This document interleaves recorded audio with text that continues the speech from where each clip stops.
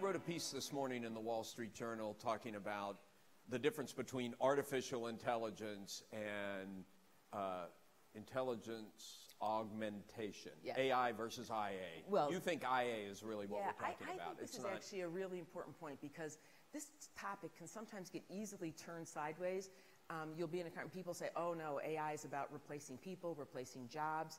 And I am so clear that instead of artificial intelligence, and there's a reason we call it cognitive. I mean, my own husband said to me, you know, it doesn't roll off your tongue just right away, you know? And I said, but there's a reason to not call it artificial intelligence. This is about augmenting what man does. And it's man and machine. That's our goal. That's incredibly important. And so that idea is that's why I say augmenting intelligence is really what I think, and it's going to be in every one of your businesses and every decision. I mean, I've been really bold. I think in the next 5 years, every important decision is going to get assisted by this kind of technology, personally and professionally. It's also going to eliminate a lot of jobs. It may create jobs, but it's going to eliminate, you know, you talk about the banking sector, there are probably vast swaths of people doing simple analytics in banking that won't be necessary in the future, possibly in areas like accounting, or how should we think about that? Yeah, I have some pretty firm views about this.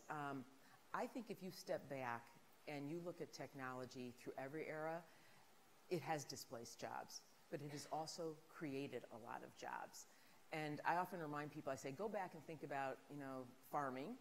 And when farming machinery came around, people did lose jobs, and it put a premium on reading. And then you go on to the industrial age, and you'll remember when factories, that put a premium, and it's what gave rise to community colleges, vocational schools around the world, because it put a premium on mechanical skills that you had to have. So one day we're going to look back, and whatever this era is going to get called, in retrospect, I think, it's going to put a premium on math, some science, and not just advanced degrees, across a whole continuum of skills. So I think that's how you have to look at it. So it's going to do more good, but what does it then open up? And it opens up an issue that I think is like front and center to everything in the debate today, which is skills and jobs. And so it's going to put a premium on, and I think we have a big responsibility to help here on moving the skills up.